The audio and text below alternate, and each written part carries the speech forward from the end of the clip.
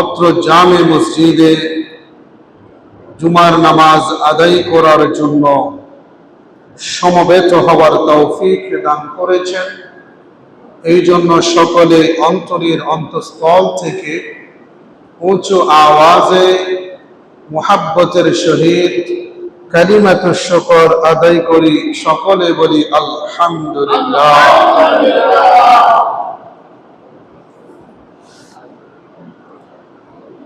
সম্মানিত উপস্থিতি,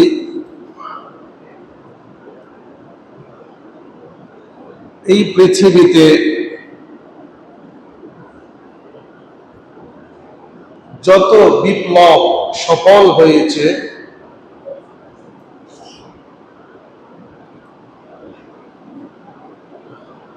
যত ইতিহাস রচিত হয়েছে, এর অধিকাংশ যুব এবং তরুণ সমাজের হাত ধরে সূচিত হয়েছে, ঠিক কিনা? সারা পৃথিবী তারুণ্যের জয়গান গায়। রাসূল করিম সাল্লাল্লাহু আলাইহি ওয়াসাল্লাম তারুণ্যের জয়গান গাইছেন।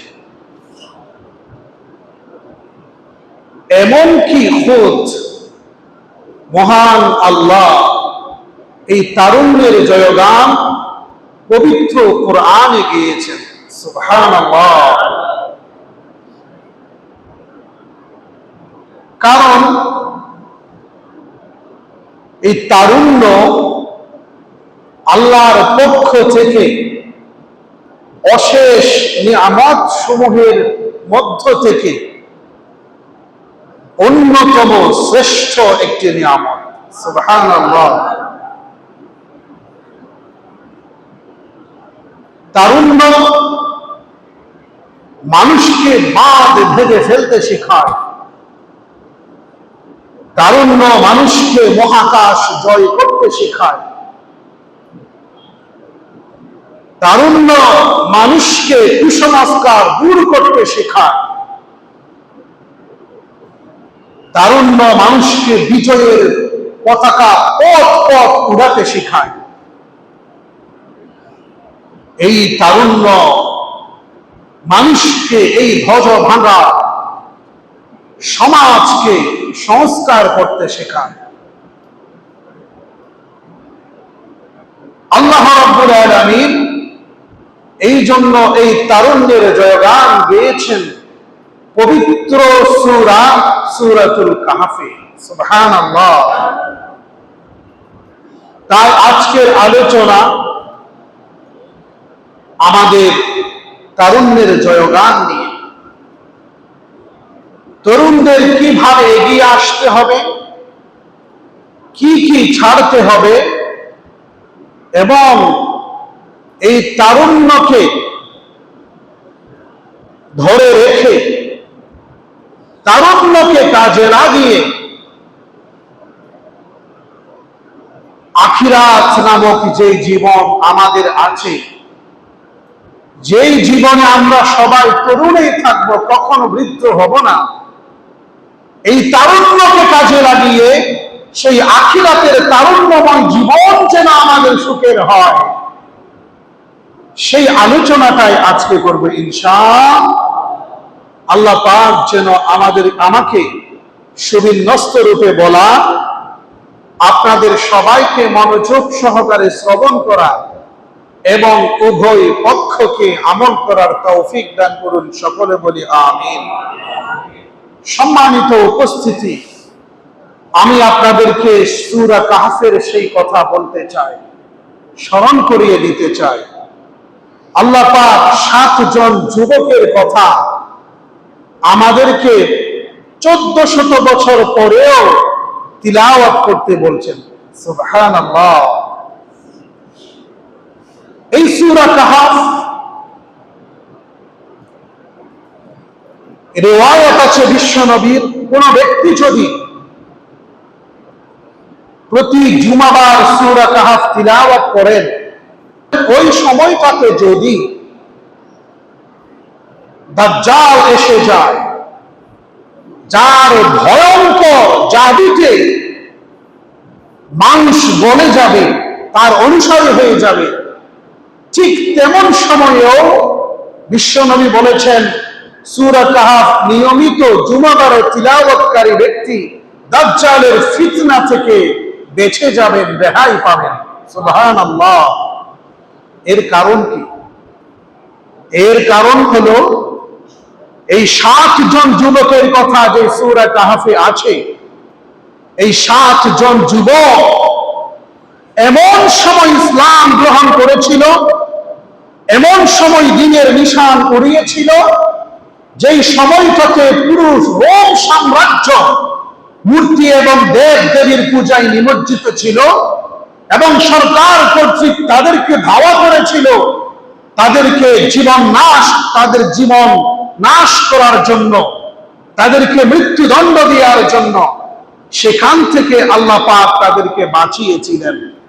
এই কাহিনী থেকে রাসূল করিম সাল্লাল্লাহু আলাইহি ওয়াসাল্লাম বলেন, ওই 7 জন যুবক যেমন সেই যুগের বড় ফিতনা থেকে বেঁচেছিল, ঈমানকে বাঁচিয়ে রাখতে পেরেছিল, জিন্দা রাখতে পেরেছিল, ঠিক এই দাজ্জালের ফিতনা থেকে সূরা কাহফ যদি কোনো ব্যক্তি তিলাওয়াত করে নিয়মিত জুমাবারে, এই ব্যক্তি দাজ্জালের ফিতনা থেকেও আল্লাহ পাক তাকে মুক্তি দিবেন। সুবহানাল্লাহ। এই ফিতনা থেকে আমরা মুক্তি পেতে চাই কি চাই না? সম্মানিত উপস্থিতি, আল্লাহ কোরআন মাজিদে এই যুবকদের কথা এভাবে আলোচনা করছেন, ইন্নাহুম ফিতয়াতুন আমানু বিরাব্বিহিম ওয়া জিদনাহুম হুদা। আল্লাহ বলেন, তারা তো 7 জন যুবক, তারা তো কতিপয় যুবক। আমানু বিরাব্বিহিম, তারা তাদের প্রতিপালকের প্রতি ঈমান এনেছিল। ওয়াজিদনাহুম হুদা, আল্লাহ পাক বলেন, আমি তাদের হেদায়েত বৃদ্ধি করে দিলাম। সুবহানাল্লাহ। হেদায়েত বৃদ্ধি করে দিলাম, এই কথা থেকে তাফসীর উসমানীতে এর ব্যাখ্যা করা হয়েছে, তাফসীর করা হয়েছে, অর্থাৎ আল্লাহ বলেন, আমি তাদেরকে আল্লাহর ওয়ালিতে পরিণত করে দিলাম। সুবহানাল্লাহ। 7 জন যুবক, প্রতিকূল অবস্থা। এটা কোন প্রতিকূল অবস্থা? বিশ্বনবী সাল্লাল্লাহু আলাইহি ওয়াসাল্লাম পৃথিবীতে আসার আগেরকার সময়। সেই সময়ে প্রতাপশালী, দুর্দণ্ড প্রতাপশালী একটা সাম্রাজ্য ছিল, রোম সাম্রাজ্য। এই রোম সাম্রাজ্য সেই সিরিয়ার আন্ডারে ফিলিস্তিন পর্যন্ত বিস্তৃত ছিল। এই ফিলিস্তিন অঞ্চলে 7 জন যুবক বসবাস করত। তারা কোন গরিবের সন্তান ছিল না, এরা ছিল ধনাঢ্য পরিবারের। শুধু ধনাঢ্য পরিবারের নয়, এমনকি তারা যারা রাজকীয় রাজার পক্ষ থেকে যারা ওজির ছিল, এমপি মন্ত্রী যারা ছিলেন, তাদের সন্তান সন্ততি এরা হযরত সাইয়্যিদুনা ঈসা আলাইহিস সালাতু ওয়াস সালামের ধর্ম, ইসলাম ধর্ম তারা গ্রহণ করেছে। সুবহানাল্লাহ। তারা রাজধানীতে চলে গেল। রাজধানীতে গিয়ে তারা তাদের ঈমানের কথা প্রকাশ্যে আনলো। আমরা মূর্তি পূজা করি না, দেব দেবী পূজা করি না, আমরা এক আল্লাহর পূজা করি, যিনি আমাদেরকে সৃষ্টি করেছেন, তোমাদেরকে সৃষ্টি করেছেন, আমাদের প্রতিপালন করেন, এবং পৃথিবীর সমস্ত কিছুর প্রতিপালক যিনি, তার প্রতি আমাদের ঈমান আনয়ন। সুবহানাল্লাহ। এই কথা যখন তারা ঘোষণা করলেন, তখন রাজ দরবার থেকে তাদেরকে প্রথমে প্রলোভন দেয়া হলো, প্রলোভিত করা হলো। না, তোমরা তো আগামী দিনের ভবিষ্যৎ, তোমরা এমপি মন্ত্রীর ছেলে, পরবর্তী তোমরাই তো ওজির হবে, মন্ত্রী হবে, এমপি হবে, তোমরাই দেশ পরিচালনা করবে। এমনটি তোমরা করলে কি হয়? তোমাদের জন্য সুন্দর ভবিষ্যৎ আছে, এমনটি তোমরা করো না। তাদেরকে এই কথা যখন বলা হলো, তারা তা প্রত্যাখ্যান করলো ঈমানের জোরে। সুবহানাল্লাহ। এরপরেও যখন হলো না, তখন তাদেরকে বলা হলো তাহলে তোমাদেরকে হত্যা করা হবে। কি করা হবে? হত্যা করা হবে। ফরমান জারি করে দেওয়া হলো বাদশাহ নাবদিকিয়ানুস, ফরমান জারি করে দেওয়া হলো বাদশার পক্ষ থেকে, এদেরকে যেখানে পাওয়া যাবে ধরে এনে আমাদের কাছে নিয়ে আসো। এর ভয়ে এই যুবকেরা, মৃত্যু থেকে বাঁচার জন্য এই যুবকেরা কালিমা তো পরিবর্তন করে নাই, ঈমান তো মজবুত আছে। এই যুবকেরা ঈমান বাঁচিয়ে মৃত্যু থেকে বাঁচার জন্য, নিজেদেরকে বাঁচানোর জন্য তারা রওনা হলেন। সুবহানাল্লাহ। তারা কি হলেন?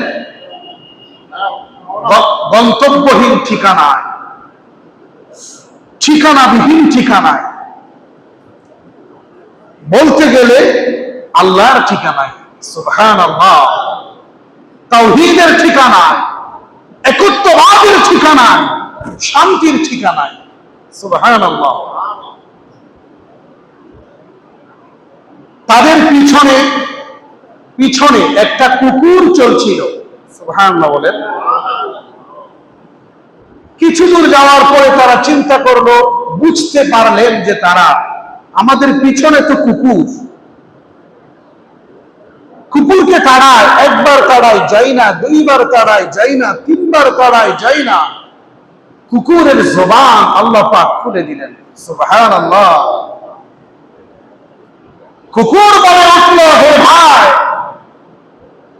যারা আল্লাহর জন্য, আমিও তাদের সাথে পথ চলতে চাই। সুবহানাল্লাহ। যারা আল্লাহর জন্য হিজরত করে, তাদের সাথে আমার পথ চলা আমি বন্ধ করতে চাই না। তখন তারা বললেন, নিশ্চয়ই আল্লাহ পাক আমাদের জন্য এটা পাঠিয়েছেন।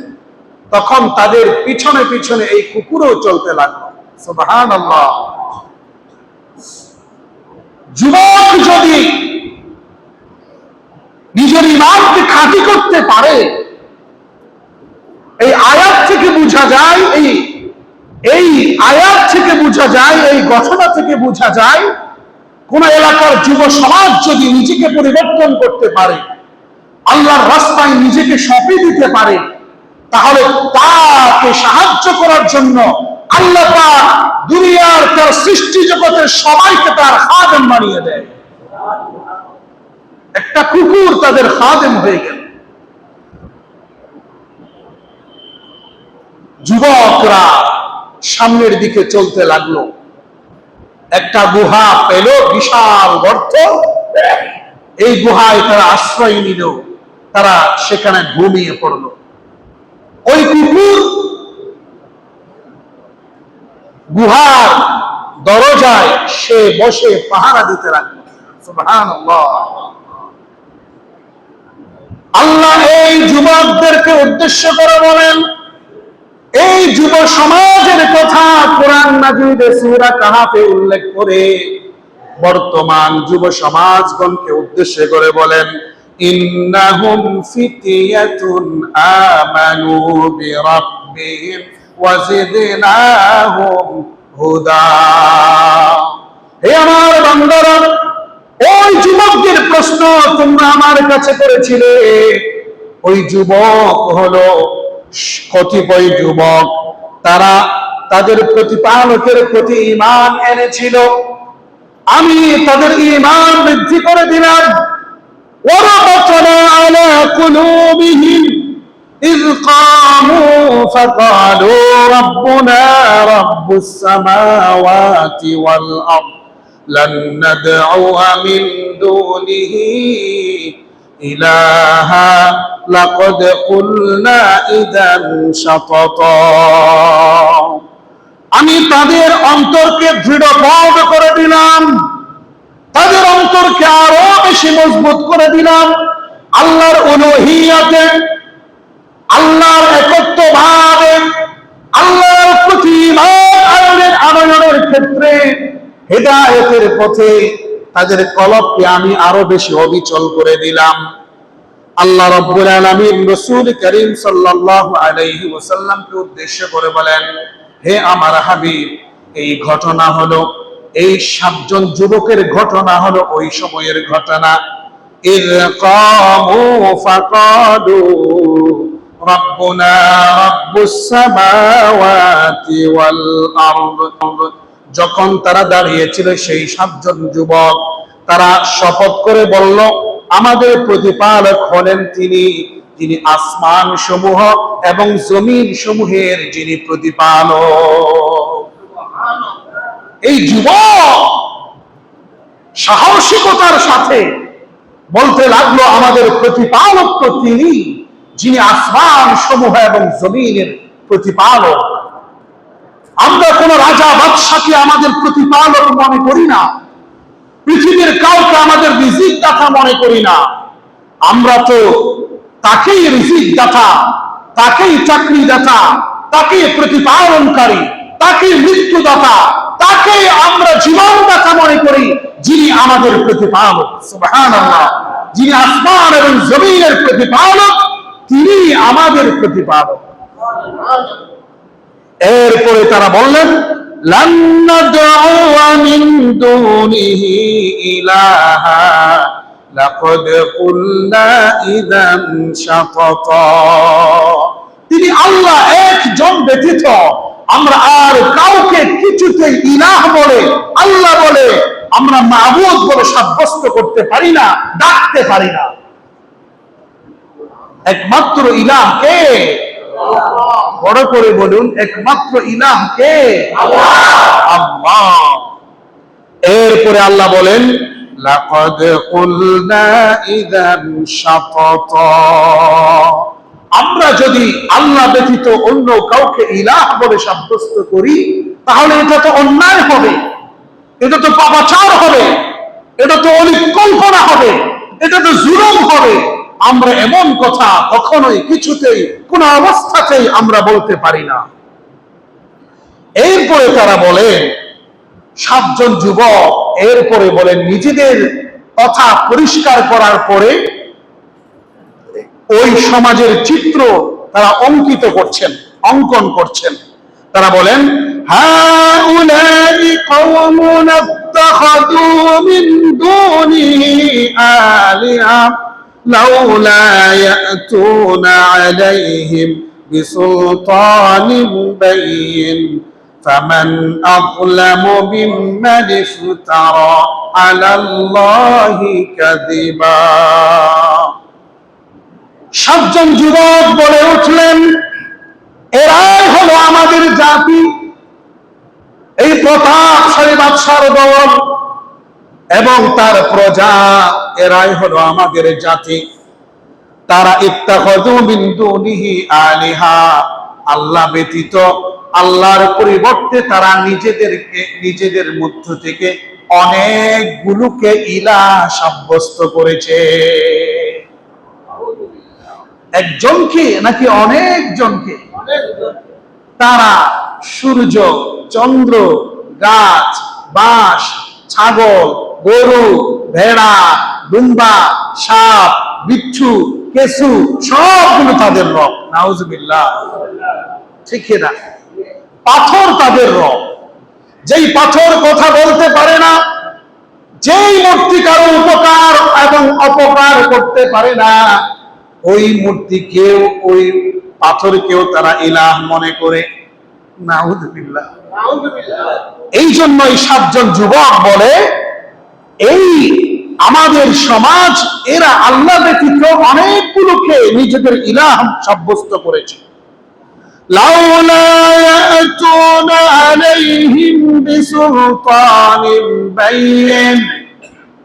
তারা কেন, এদেরকে যে তারা ইলাহ মনে করে, ইলাহ হওয়ার প্রতি, মাবুদ হওয়ার প্রতি এবং রব হওয়ার প্রতি, সৃষ্টিকর্তা হওয়ার প্রতি তাদের যদি কোনো যুক্তি থাকে, তাদের যদি কোনো যুক্তি থাকে, সেই যুক্তি তারা পেশ করছে না কেন আমাদের সামনে? বস্তুত তাদের কোনো যুক্তি আছে? কোনো যুক্তি নেই। মন গড়া কিছু কথা থাকতে পারে, কিন্তু কোনো যুক্তি থাকতে পারে না, এরপরে তারা বলেন ফামান আযলামু মিম্মান ইফতারা আলাল্লাহি কাযিবা, তার মতো আর কে আছে জুলুমকারী, অনাচারকারী, যেই আল্লাহর উপর মিথ্যা রটনা করে, আল্লাহর প্রতি মিথ্যা রটনা করে। কারা রটনা করে? যারা আল্লাহ ব্যতীত অনেকগুলো ইলাহ আছে সাব্যস্ত করেছে, মনে করেছে, তাদেরকে বলা হচ্ছে আল্লাহর প্রতি মিথ্যা আরোপ করা। যারা আল্লাহর প্রতি মিথ্যা আরোপ করে, তাদের মতো জালেম পৃথিবীতে আর কেউ থাকতে পারে না। আসহাবে কাহফের এই তরুণ 7 জন তারা বলছে আমরা এমন মিথ্যা সাব্যস্ত করতে পারি না, অনেকগুলো ইলাহকে ইলাহ মনে করতে পারি না, আমাদের রাজা ধীরাজ যিনি, তাকে আমরা ইলাহ মনে করতে পারি না। আমরা ইলাহ তো তাকেই মনে করতে পারি যিনি আসমান সমূহ এবং জমিনের প্রতিপালক, তিনি আমাদের ইলাহ। সুবহানাল্লাহ। এই যুব সমাজকে আর পাকড়াও করা সম্ভব হলো না। তারা চলে গেলেন একটি গুহায়, তারা ঘুমিয়ে পড়লেন। ঘুম থেকে যখন জাগ্রত হলেন তারা, তখন একে অপরকে প্রশ্ন করলেন, হে ভাই, আমরা কয়দিন ঘুমিয়েছি, কতক্ষণ ঘুমিয়েছি? কেউ বলেন 1 ঘন্টা, কেউ বলেন 1 দিন, অথবা একদিনের কিছু কম সময়, একদিনের কিছু কম সময়।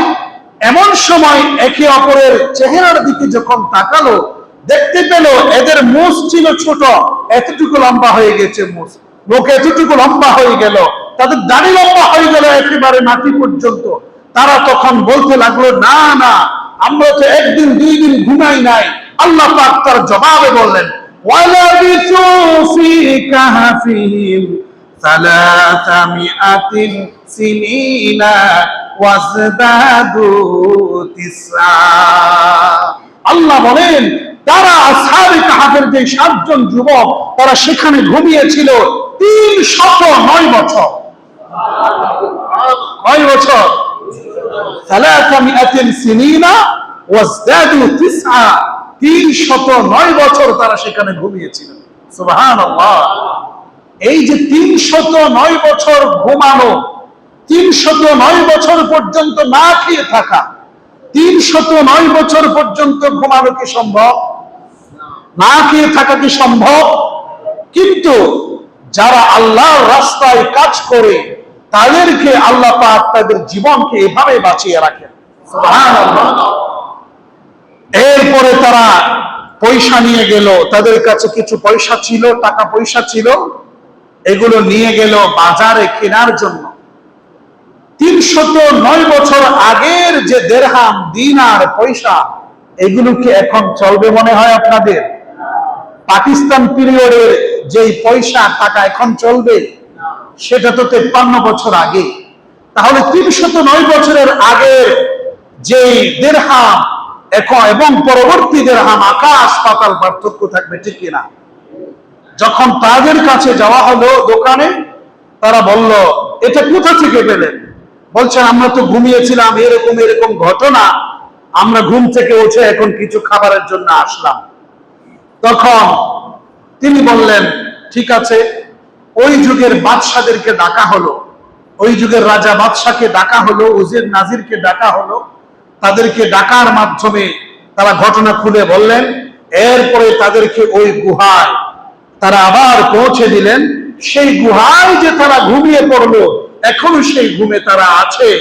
সেখানে মৃত্যুবরণ হয়েছে হয়তোবা, অথবা মৃত্যুবরণ হবে। কিয়ামতের মাঠে তারা আবার উত্থিত হবে। সুবহানাল্লাহ। এই সূরা কাহফের 7 জন যুবকের ঘটনা থেকে আমরা কি শিখতে পেলাম? আমরা এখান থেকে শিখতে পেলাম, যুবকেরা চাইলে পৃথিবীর সব কিছু পরিবর্তন করতে পারে, ঠিক কিনা? সম্মানিত উপস্থিতি, এই জন্য আমি আপনাদেরকে বলতে চাই, রাসূল করিম সাল্লাল্লাহু আলাইহি ওয়াসাল্লামের একটা হাদিস। রাসূল যে বলেছিলেন, গত জুমায় একটা প্রসঙ্গে বলেছিলাম, 7 প্রকারের ব্যক্তিকে আল্লাহ পাক কিয়ামতের মাঠে আরশের ছায়ায় আশ্রয় দিবেন। সুবহানাল্লাহ।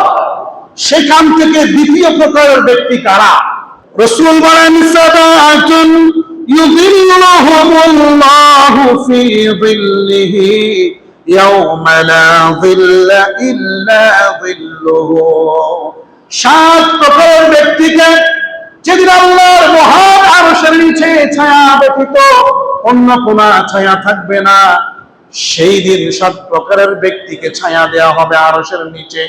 সেখান থেকে দ্বিতীয় প্রকার হলো ওয়াশাবুন নাশাআ ফি ইবাদাতি রাব্বিহ, এমন যুবক যেই যুবক তার যৌবন কাটিয়েছে আল্লাহ পাকের ইবাদতে। ওই যুবক যে তার যৌবন কাটিয়েছে কার ইবাদতে? আল্লাহর ইবাদতে। হে যুবক, আল্লাহর ইবাদতে যদি যৌবন, যদি আরশের নিচে ছায়া পেতে চাও, তাহলে কার ইবাদত করতে হবে? যৌবনে। এই যৌবন আল্লাহ দিয়েছেন আমাকে কি করার জন্য? ইবাদতের জন্য, নাকি খেল তামাশায় নিমজ্জিত হওয়ার জন্য? না না না না, খেল তামাশায় নিমজ্জিত হওয়ার জন্য নয়। এই যৌবন মানুষের সবচেয়ে মূল্যবান সময় হলো যৌবন। এই যৌবনকে কাজে লাগাতে হবে যৌবনের মালিক যিনি, তার কাজে, ঠিক না? যৌবন দাতা যিনি, তার কাজে লাগাতে হবে। আমি আপনি চাকরি করি, এই চাকরির যিনি টাকা দেন, চাকরিতে যিনি বেতন দেন, তার কাজে যদি আমরা সময়টা না কাটাই, আমরা কি বেতন পাবো? ঠিক তেমনি ভাবে যৌবন দিয়েছেন আল্লাহ, যৌবন দাতার হুকুম মাফিক যদি আমরা যৌবনটা ব্যয় না করি, কিছুতে আমরা আল্লাহর কাছ থেকে ক্ষমা পাবো। আর যদি তার কথা অনুযায়ী আমরা যৌবন ব্যয় করি, আল্লাহর আরশের নিচে স্পেশাল ভিআইপি যেই 7 প্রকারের ব্যক্তিকে ছায়া দিবেন আল্লাহ পাক, সেই 7 প্রকারের ব্যক্তির মধ্য থেকে দ্বিতীয় প্রকার ওয়াশাবুন নাশাআ ফি ইবাদাতি রাব্বিহ, ওই যুবক যেই যুবক তার যৌবন কাটিয়েছে আল্লাহর ইবাদতে। সুবহানাল্লাহ। আরশের নিচে আপনি ছায়া পাবেন। এই জন্য বলেছিলাম যুবক সময় হলো, যৌবন হলো সবকিছু পরিবর্তনের সময়। যৌবন পৃথিবীকে পরিবর্তন করতে চায়, করতে পারে। এই জন্য কবি বলে, না জকিয়া উসপে जो बदला है जमाने तुम्हें, मर्द वो है जो जमाना को बदलते हैं। তোমার কিসের অহংকার?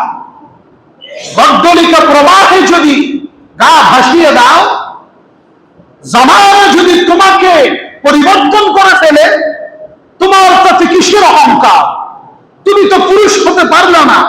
পুরুষ তো সেই ব্যক্তি যেই পৃথিবীর দুনিয়ার জামানার স্রোতকে পরিবর্তন করে দেয়, ঠিক কি না? পুরুষ তো সে, যুবক তো সে যেই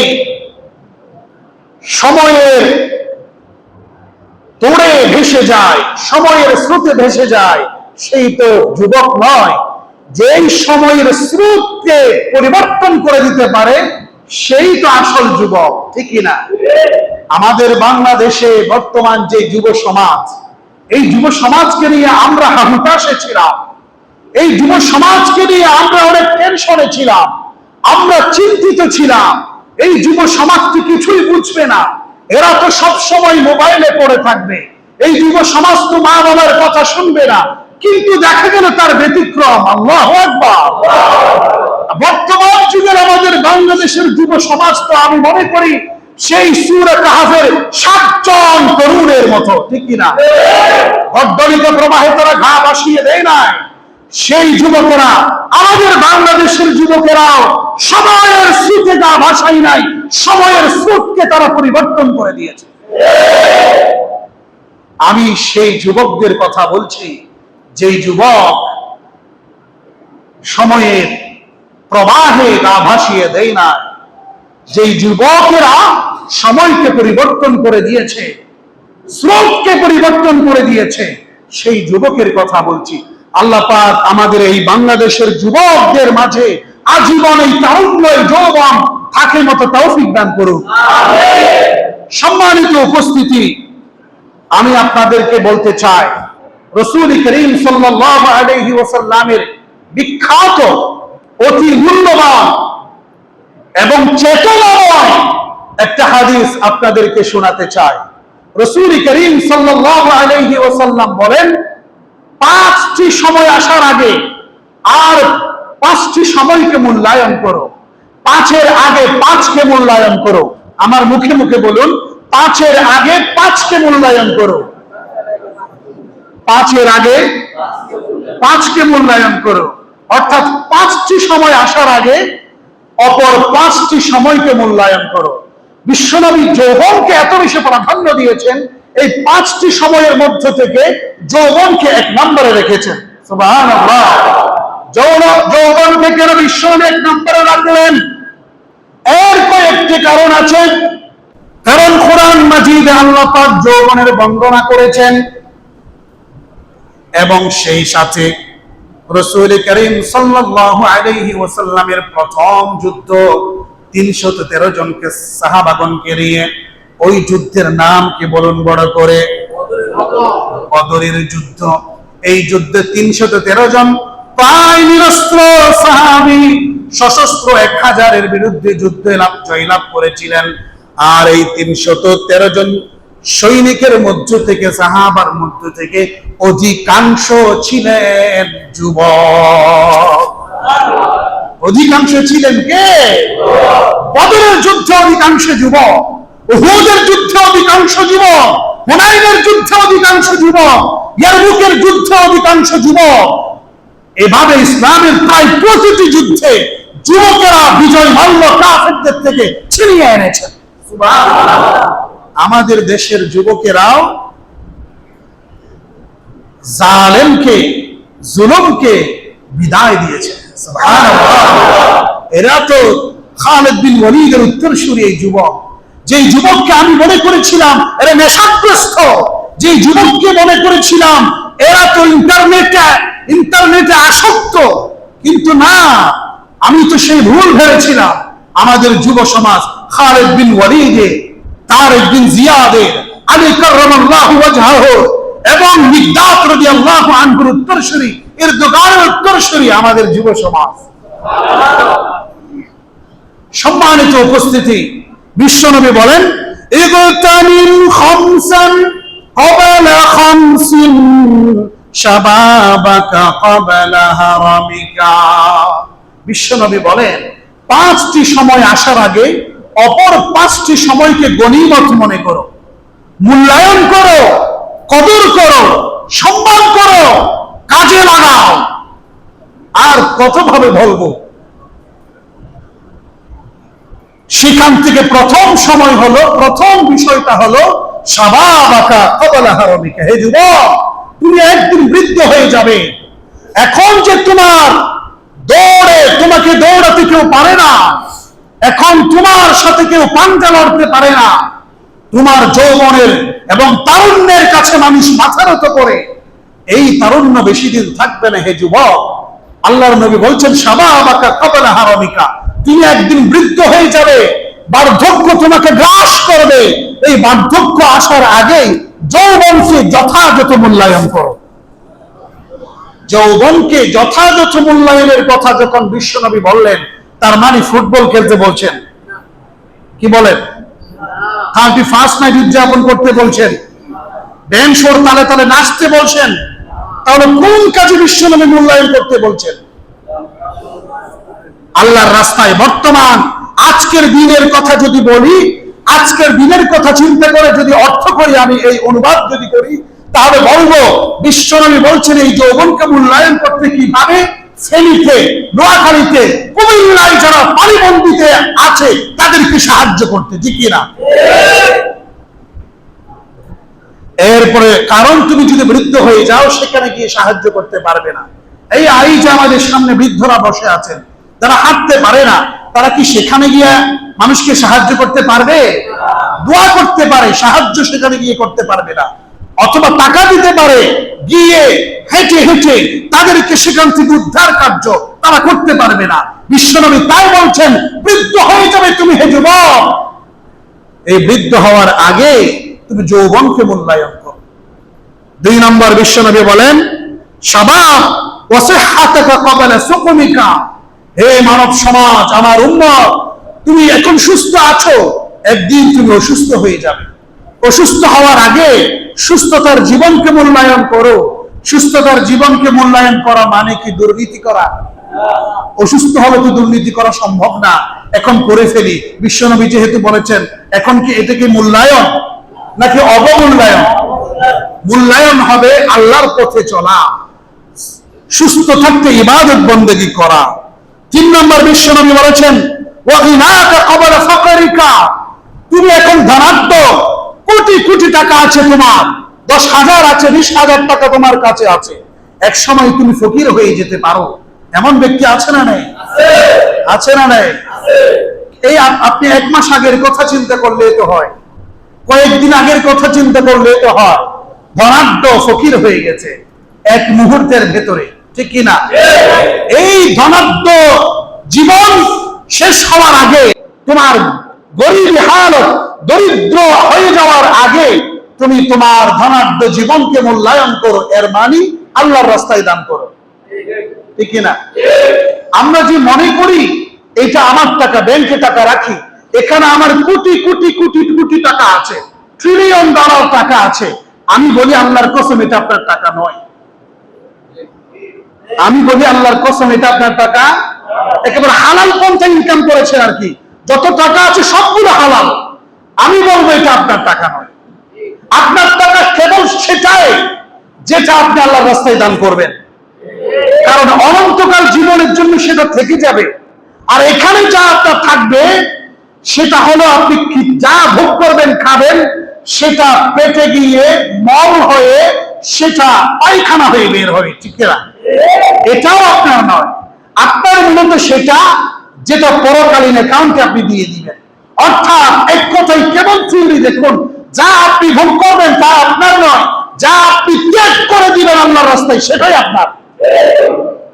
কেবল থিওরি দেখুন, যা আপনি খাবেন তা আপনার নয়, যা আপনার মনে মনে রাখবেন তা আপনার নয়, যা অন্য কাউকে দিয়ে দিবেন তা আপনার। সুবহানাল্লাহ।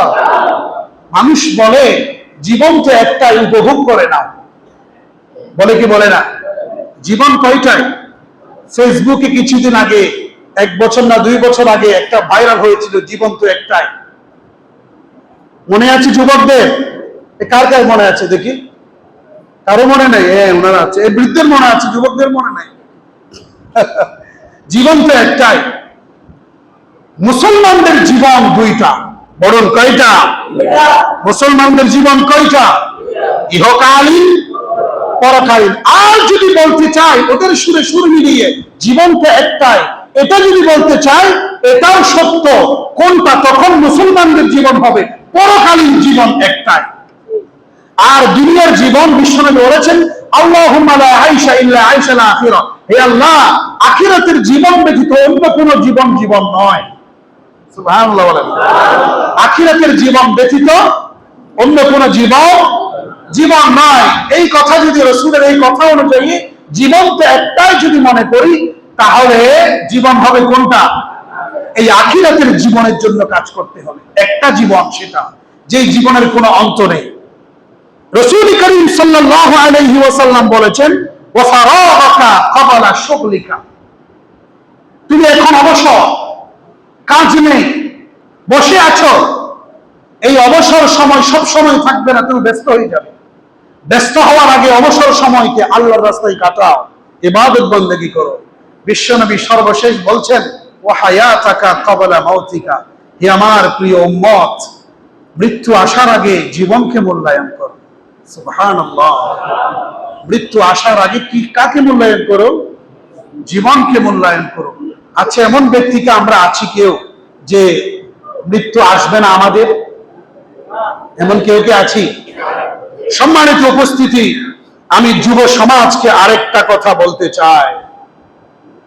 হযরতে যৌবন কি করেছে, এই যৌবন আমরা কোন কাজে লাগাবো?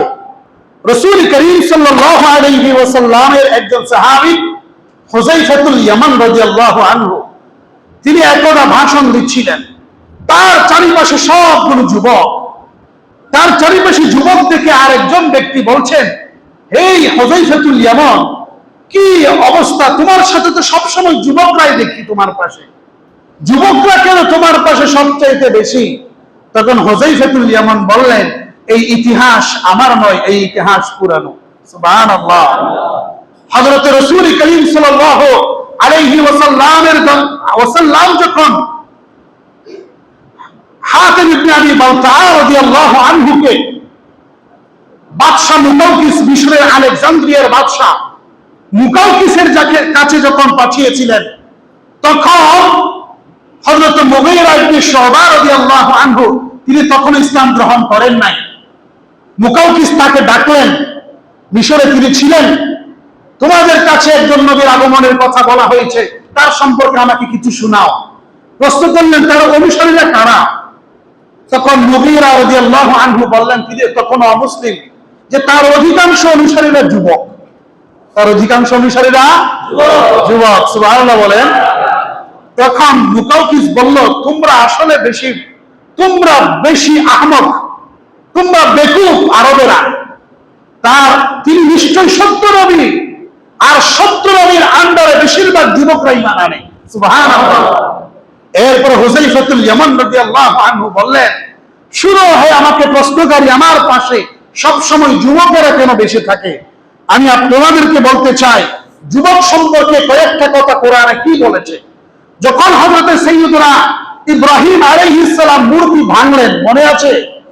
মূর্তি যখন ভাঙলেন তখন তিনি যুবক ছিলেন। সুবহানাল্লাহ।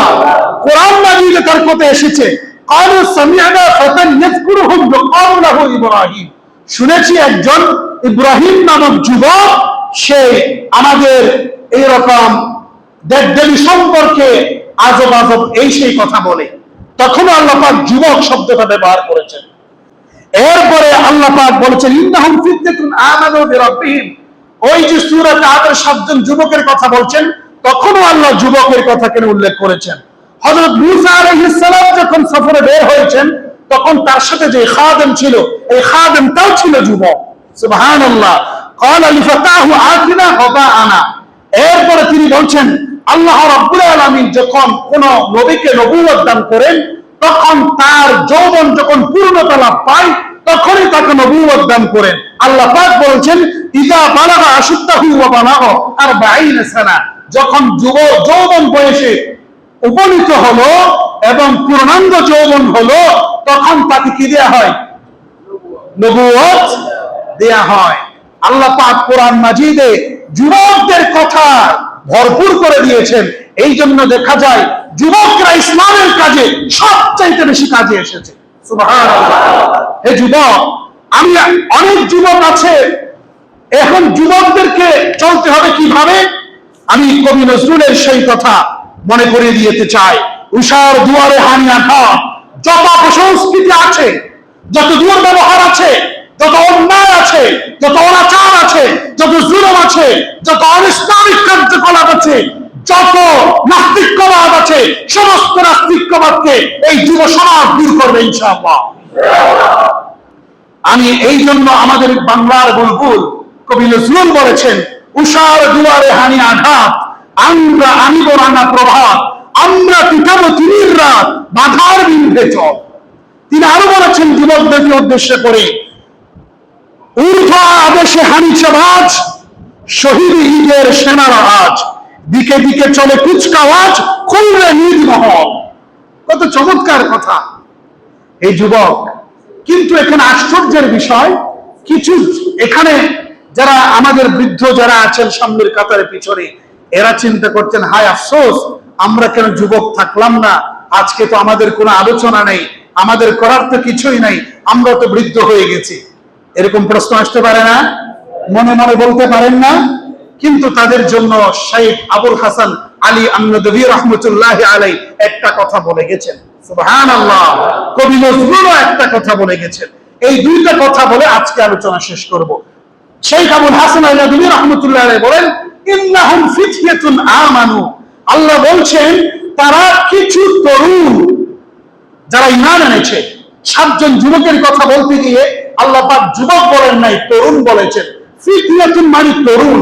তরুণ শব্দটা ব্যবহার করা হয় বয়সের সাথে সম্পৃক্ত নয়, এটা বয়সের সাথে সম্পৃক্তদেরকেও যেন তরুণ বলা হয়, ঠিক তেমনি ভাবে বৃদ্ধ হয়ে গেছে কিন্তু মনে মনে তারুণ্য লালন করে তাদেরকেও ফিতরিয়াতুন বলা হয়। সুবহানাল্লাহ।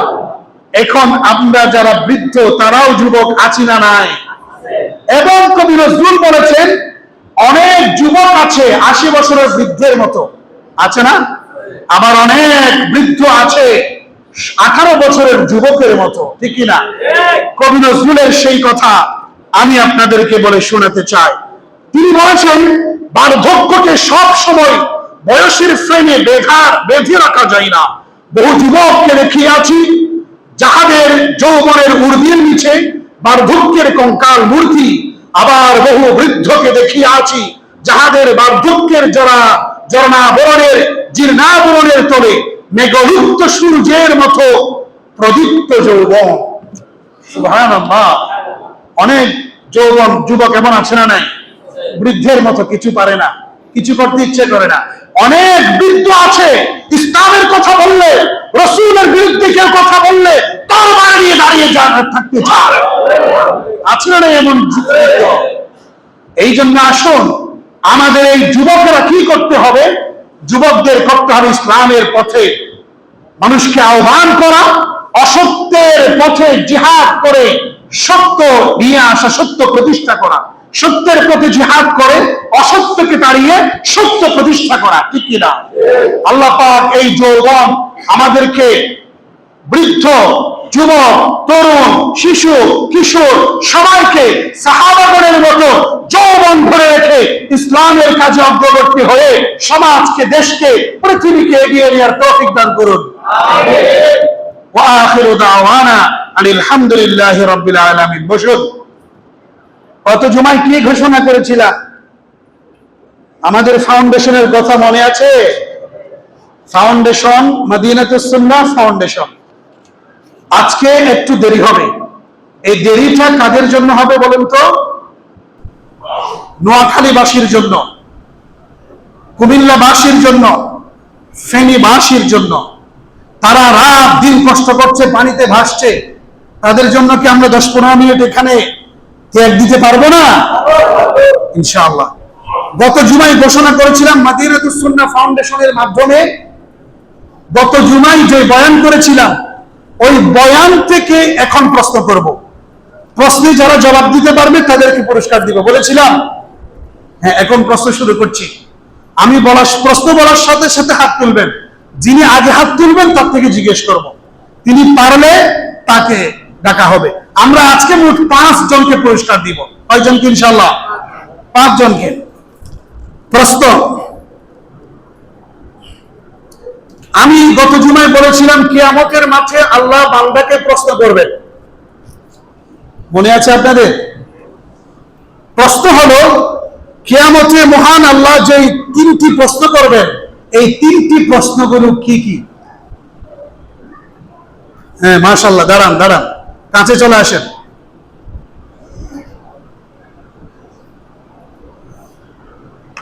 যুবকরা পারলো না, একজন বৃদ্ধ পেরেছে। ওই যে কবি নজরুল বলেছেন, মুরব্বী একটু বলেন।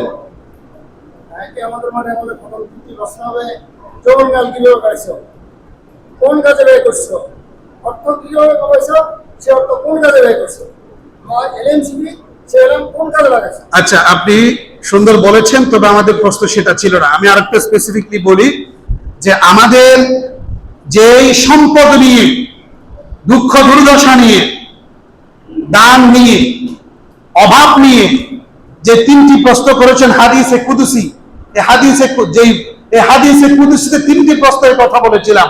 এই 3টি প্রশ্ন কে বলতে পারবে? হ্যাঁ, আসেন বলেন। হ্যাঁ, মাশাআল্লাহ। আমি ক্ষুধার্ত ছিলাম, তুমি আমাকে খাবার দাও নাই কেন? 2 নম্বর। আমি অসুস্থ ছিলাম, তুমি সেবা করো নাই কেন? 3 নম্বর। হ্যাঁ, ঠিক আছে, আপনার উত্তর সঠিক। চলে আসেন। মাশাআল্লাহ। আমি অসুস্থ ছিলাম, তুমি সেবা করো নাই কেন? আমি পিপাসার্ত ছিলাম, তুমি আমাকে পানি দাও নাই কেন? আমি ক্ষুধার অভাবে কাতরাচ্ছিলাম, ক্ষুধায়, তুমি আমাকে খাবার দাও নাই কেন? ঠিক কিনা? এই প্রশ্ন আল্লাহ করবেন। আপনি দাঁড়ান। 1 নম্বর পেয়ে গেছি। 2 নম্বর, আমি প্রশ্ন বলেছিলাম সৃষ্টি জগতের মধ্য থেকে যে কয়েকটি ভারী ভারী বস্তু, শক্তিশালী বস্তু ছিল, সৃষ্টি জগতের সবচেয়ে শক্তিশালী বস্তু সমূহ থেকে কোন জিনিসটি আল্লাহর কাছে অধিক শক্তিশালী? দাঁড়ান, ইনি আগে হাত তুলেছেন মনে হয় না? হ্যাঁ, উনি কাছে এসে বলেন, সৃষ্টি জগতের সবচেয়ে শক্তিশালী বস্তু সমূহের মধ্যে থেকে কোন জিনিসটা আল্লাহর কাছে বেশি শক্তিশালী? মানুষের মধ্যে যে হৃদয় রয়েছে, সেই হৃদয়ের আল্লাহর সাথে যে সম্পর্ক আছে। হয় নাই, আপনি দাঁড়ান, আপনি এরপর তুলেছিলেন হাত। আপনি বসেন, এখানে দাঁড়িয়ে বসেন, বলেন। সবচেয়ে শক্তিশালী ছিল দান। কোন দান? যেই দান আল্লাহর রাস্তায় দান করাকে সবচেয়ে শক্তিশালী ছিল। না, এটা না, আরেকটা আছে, আরেকটু মোটিভেট করতে হবে। আপনি দাঁড়ান, আপনি না, ওই ইমরান ভাই হাত তুলেছিলেন এরপরে, আপনি দাঁড়ান। কোন দান? আপনি দাঁড়ান। হ্যাঁ, চলে আসেন। ডান হাতে দান করবে, বাম হাত জানবে না। বসেন। শুধু দান নয়, 2 নম্বর উত্তর সঠিক হয়ে গেছে। 3 নম্বর প্রশ্ন এটা কি, যে 5টি যেই সৃষ্টি জগতের মধ্যে থেকে সবচেয়ে যে শক্তিশালী বস্তু, এগুলো হলো কয়টি? এই 5টি গুলো কি কি, কে বলতে পারবেন? দাঁড়ান। 1 নম্বর পাহাড়, 2 নম্বর আগুন, 3 নম্বর লোহা, 4 নম্বর পানি, 5 নম্বর বাতাস। মাশাআল্লাহ, হ্যাঁ, দাঁড়ান। 4 নম্বর প্রশ্ন আমরা 3 জন পেয়ে গেছি। 4 নম্বর প্রশ্ন, অসহায় ও বিধবাকে সাহায্য করলে, আল্লাহ পাক 3টি পুরস্কারের কথা বলেছেন। প্রশ্ন হলো কোন 3টি পুরস্কার? কেউ পারবে না? 3টে পুরস্কার কেউ পারবে না, আমি বলে দিচ্ছি তাহলে। 3টে পুরস্কারের মধ্যে থেকে একটি হলো যে আজীবন জিহাদে যাওয়ার সওয়াব, আজীবন রোজা রাখার সওয়াব, আজীবন রাত্রি জাগরণের সওয়াব। সুবহানাল্লাহ বলেন। আচ্ছা, 5 নম্বর প্রশ্ন, আল্লাহ যে কোরআন মাজিদে বলছেন কে আছো আল্লাহ রাস্তায় দান করবে, আল্লাহ বহু গুণে বৃদ্ধি করে দিবেন। এই আয়াত নাযিল হওয়ার পরে একজন সাহাবী আল্লাহ রাসূলের কাছে এসে কি বলেছিলেন? দাঁড়ান।